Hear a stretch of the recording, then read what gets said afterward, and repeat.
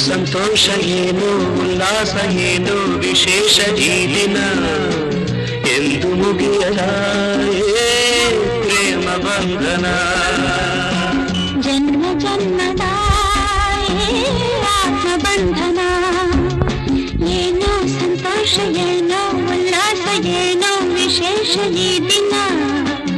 ಎಂದು ಮುಗಿಯದ ಪ್ರೇಮ ಬಂಧನ ಜನ್ಮ ಜನ್ಮದ ಆತ್ಮ ಬಂಧನ